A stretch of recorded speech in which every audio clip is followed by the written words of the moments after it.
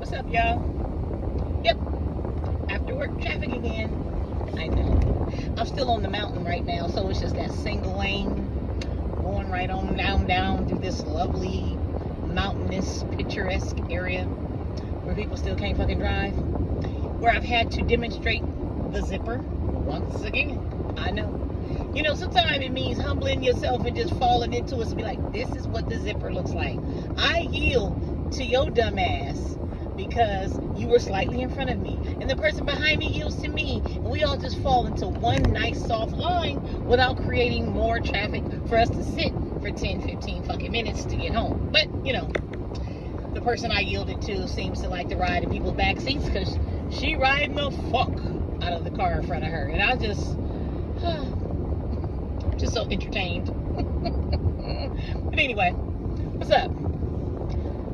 This is a little unpacking section. I'm sure there will be people along the way that irritate the fuck out of me while I'm driving. But until that happens, again. So, you know, I kind of went down a couple rabbit holes. You know me and my rabbit holes.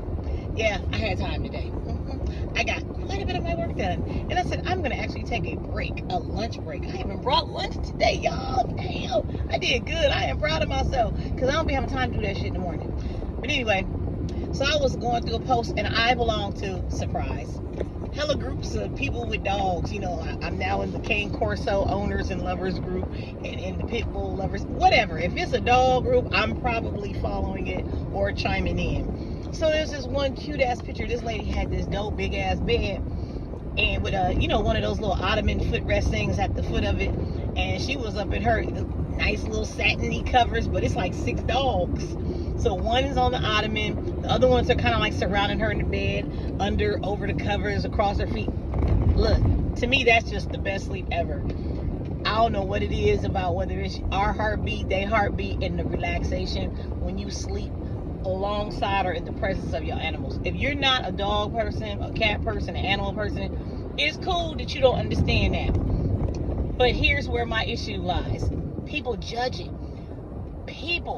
Folks post a picture, sometimes not even a video, and even if the video is a few seconds long, a picture, and you done judge these whole motherfuckers' life. So in this picture, mind you, nothing look nasty or trashy. They look like they was taking a good midday nap. 5 or 6 dogs deep.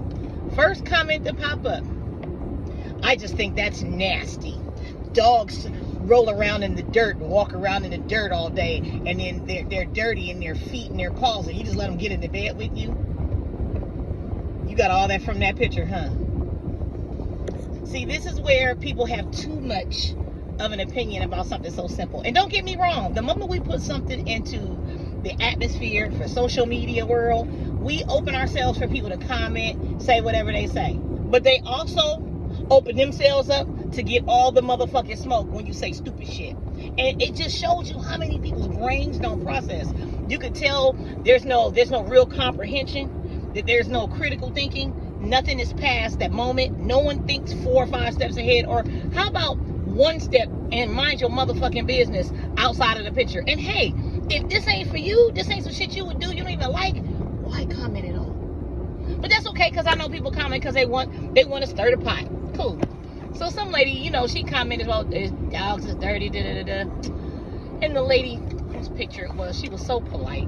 And I said, you know, hella nice. Your response was very nice and matter of fact. I don't think I could have did the same. Because I done went in. Because the first thing my brain went to, because here I am 4 or 5 steps ahead of the game since you done opened up Pandora's box.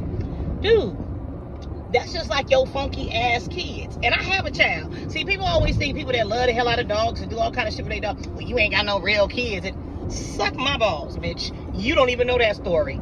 Anyway, it's just like dirty ass kids and dirty ass people.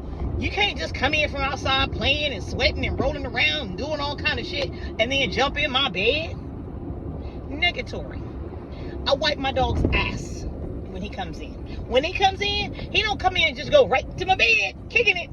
Oh, with them dusty weed-ridden paws. And that's just when he go out to the bathroom. He ain't just rolling around rooting in dirt all day and say, okay, mom, I'm finna come get in bed with you. Ew, you nasty. Because what people also don't know is dogs do sweat. But they sweat for like that short period of time that they've exerted that energy. Because I'd be like, ooh, you smell like a little boy. Even if he just had a bath, he was still produce sweat. Oh, okay, that's why they got pet wipes. That's why we have peppermint oil, coconut oil. We clean them. And this is in between actual baths. You know why? Because we care about our dogs being clean and kept.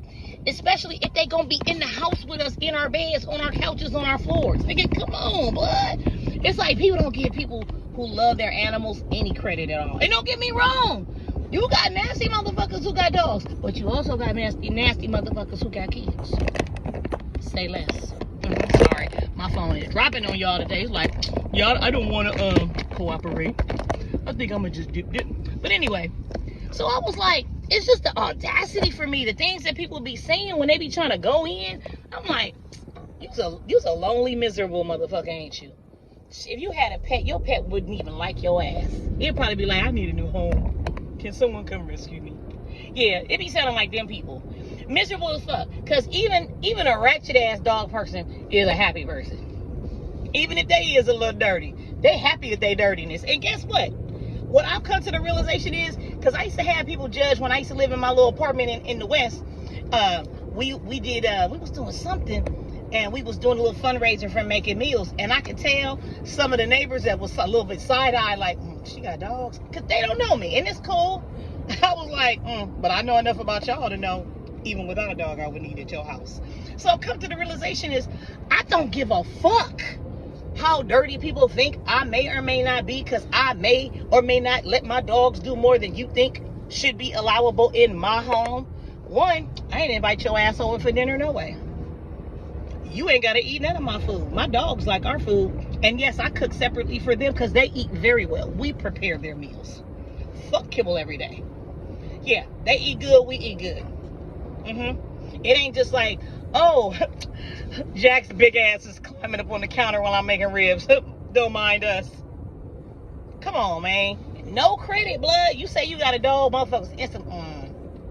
You must be nasty. Oh, but if you got a little shit dog, see, it's the people with the little shit dogs you better be a little bit more conscious about, because they carry them bitches in their purses, in their arms, and almost everywhere, because people seem to think little dogs can go almost any place. Big dogs aren't supposed to be there. Why? Little dogs shit and piss and get dirty and funky too, right? Yeah. Don't get me started about splitting hairs about dogs. I just thought it was hella funny because somebody who don't even know the person who posted the picture had so much to fucking say. I am truly of the belief that people just want to say shit to stir the pot, to get everybody else to get on their head so they can get a conversation going and jab at each other. People are really this bored, which leads me to the next rant. Access to each other via social media, the web, internet, whatever. Ever since Yahoo Chat, was it Yahoo Messenger Chat, Black Planet? The moment people could access each other from across the world, across the states, people been losing their motherfucking minds. That's why people so weird and toxic in relationships and friendships. You know why? Back in the days, I think somebody has said something to this effect, but I'm just kind of steamrolling it with my own logic. Back in the days, if you in your city, you fuck with somebody, you know, maybe y'all grew up together, y'all went to school together, it's cool. Like, this my one, you know, my sweetheart, my this, my that, cool. You know, y'all damn near living down the block. Y'all went to elementary, maybe junior high and high school together and shit, and it's cool. You know, we might go to college, you know, and that was dope. That was dope. I think some of that consistency is needed these days. But now you got, nigga hit middle school, high school, discovers the internet, start looking at booties and titties and balls and chest hairs and shit, and fantasizing about motherfuckers hella far away who may or may not be the motherfuckers in the pictures that they fantasizing about. Yeah, we ain't finna go there. Thinking to themselves, I could get that. I got a shot. Shit, I got their email. They sent me a picture. We have a conversation. Man, I can hit that. Ooh, he might like me. I might go out there. Maybe he'll send for me. Maybe I'll send for her. Access. Yeah, why you think shit like, I would say OnlyFans, but that's more fetishy. But just motherfuckers across the ways, I'll go back to catfish. talking to motherfuckers for years and years. Some people cheating on whole ass relationships with somebody they ain't never met, but they deeply in love with. Access. I think the worst thing that ever happened to our social lives as far as relationships and just getting to know people and all of that shit is access. All you gotta do now, all you gotta do is pull up your phone. You used to have to go to the library and get on the computer. Then you was able to go home and sit on your own little big box IBM desktop. Now you got the Chromebook. Now you can lay in the bed, twiddle your funky toes, watch TV, and swipe left, swipe right. Find a bitch you gonna fuck tonight. I mean, it's really that easy. I think that's what's wrong with everything. And when we start talking about relationships and the toxicity of, I know there's going to always be a versus. There will always be men versus women. There will always be what the percentage of, well, I think more men or I think more women. I think people are just fucked up. And based on your interests and who you trying to be out here with will determine your experience and how you receive that. I'm sorry. It really is just that simple. You can't say more is doing more than the other one, because all it does is create this finger pointing contest of, well, no, women ain't never satisfied. They don't ever know what a good dude is when they see one. You're right. There are a lot of women who don't, because they ain't seen a good dude. Let's stop there for a minute. What does that look like? Well, let's peel back some of those layers. A good dude, is this just somebody who can maintain a job, an income, not be a bum on the women in his life, drive a really fancy nice car and designer clothes? Is he a label man?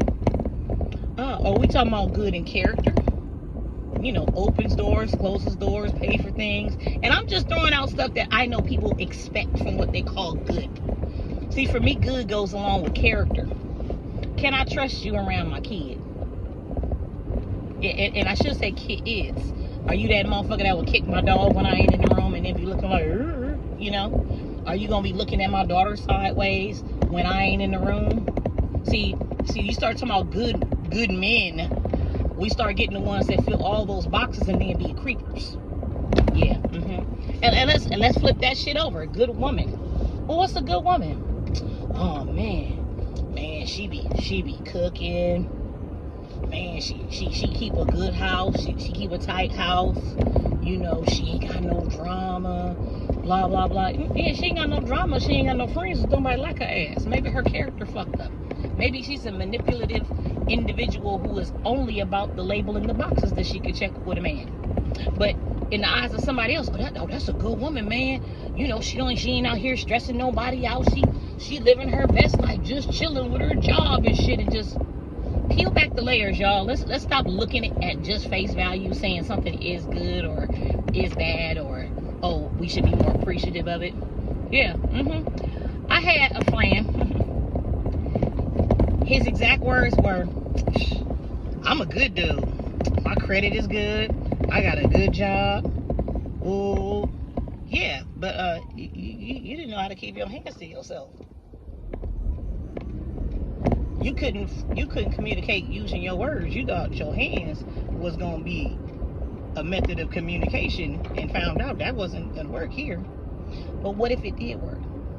Then I would have this good man that thought it was okay to smack me when he didn't like the words that came out of my mouth. Y'all know I'd be dead or in jail.